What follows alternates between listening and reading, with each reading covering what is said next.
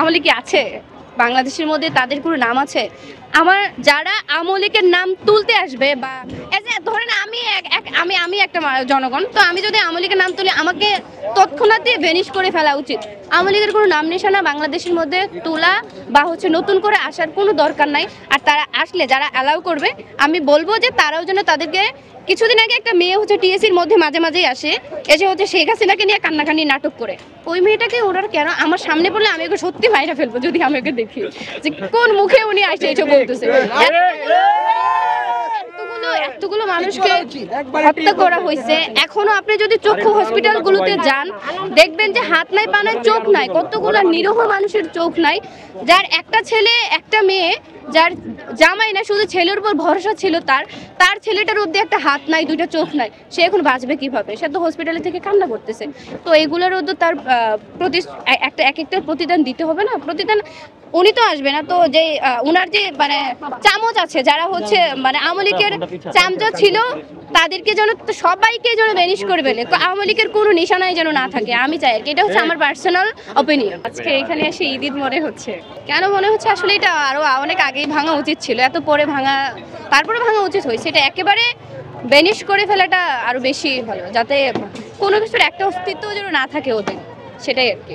যারা সরকার আছে তাদের কাছেই আসলে নিউজগুলো যাওয়া উচিত, একেবারে যাতে বঙ্গবন্ধু বা শেখ হাসিনার অস্তিত্বটা না থাকে বাংলাদেশের মধ্যে, সেটা করে ফেলাই ভালো। যদি তাদেরকে একেবারেই পারমিশন দেয় সরকার থেকে যে একেবারেই ভ্যানিশ করার জন্য, আমার মনে হয় 32 2 দিনের মধ্যে থাকবে না।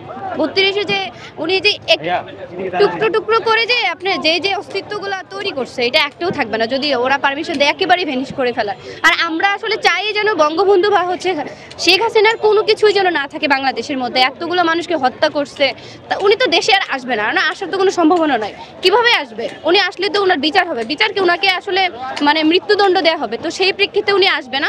তো না আসার কারণ হচ্ছে ওনার কোনো অস্তিত্ব যেন বাংলাদেশের মধ্যে না থাকে, ওরকম একটা যেন সরকার থেকে যেন পারমিশন আসে, কোনো কিছুর জন্য না থাকে। আমার মনে হচ্ছে আমি এবং বাংলাদেশের প্রত্যেকটা মানুষই চাই ওনার যা কিছু আছে সব কিছু ভ্যানিশ করে ফেলুক। এখন কিছুদিন আগে আমি ইডেনে গিয়েছিলাম, তো উনি একটা বিল্ডিং তৈরি করেছিলেন, যে একটা হল আর কি, তো ওখানে ওনার নামটা এখনো আছে। আমি বুঝি না ওনার নামটা এখানে এখনো কেন রেখেছে। উনি তো নিজের হাতে বা নিজের টাকা দিয়ে তৈরি করে নাই, যা তৈরি হয়েছে আমরা যারা জনগণ তাদের টাকা নিয়েই তো এটা তৈরি করা হয়েছে।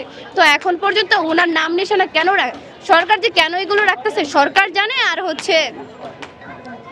উনি নিজেরাই জানে আর কি কেন রাখতেছে। উনার বাবার আর উনার তৈরি যা কিছু আছে প্রত্যেকটা একেবারে যেন কোনো অস্তিত্ব না থাকে, গোপালগঞ্জেই হোক না কেন, ঢাকা ইউনিভার্সিটি যে কোনোই হোক, সবকিছুই যেন একদম ভ্যানিশ করে ফেলে, না থাকে বাংলাদেশের মধ্যে, ওনার কোনো অস্তিত্ব একেবারেই যেন না থাকে। আমলি কি আছে বাংলাদেশের মধ্যে? তাদের কোনো নাম আছে? আমার যারা আমলিকের নাম তুলতে আসবে বা ধরেন আমি একটা জনগণ, তো আমি যদি আমলিকের নাম তুলি আমাকে তৎক্ষণাৎ ভ্যানিশ করে ফেলা উচিত। আমলিকের কোনো নাম নিশানা বাংলাদেশের মধ্যে তোলা বা নতুন করে আসার কোনো দরকার নাই। আর তারা আসলে যারা অ্যালাউ করবে আমি বলবো যে তারাও যেন তাদেরকে, কিছুদিন আগে একটা মেয়ে টিএসির মধ্যে মাঝে মাঝেই আসে, এসে শেখ হাসিনাকে নিয়ে কান্নাকানি নাটক করে, ওই মেয়েটাকে ওনার কেন আমার সামনে পড়লে আমি ওকে সত্যি মাইরা ফেলবো যদি আমি ওকে দেখি যে কোন মুখে উনি আসে এইসব বলতেছে। এতগুলো মানুষকে হত্যা করা হয়েছে, এখনো আপনি যদি চক্ষু হসপিটালগুলোতে যান দেখবেন যে হাত নাই পা নাই চোখ নাই, কতগুলো নিরীহ মানুষের চোখ নাই, যার একটা ছেলে একটা মেয়ে, যার জামাই না শুধু ছেলের উপর ভরসা ছিল, তার ছেলেটার অবধি একটা হাত নাই দুইটা চোখ নাই, সে এখন বাঁচবে কিভাবে? সে তো হসপিটালে থেকে কান্না করতেছে। তো এগুলোর মধ্যে তার একটা প্রতিদান দিতে হবে না? প্রতিদান উনি তো আসবে না, তো যে উনার যে চামচ আছে, যারা আমলিকের চামচা ছিল তাদেরকে যেন সবাইকে যেন ভ্যানিশ করে ফেলে, আমলিকের কোনো নিশানাই যেন না থাকে, আমি চাই আর কি। এটা হচ্ছে আমার পার্সোনাল অপিনিয়ন।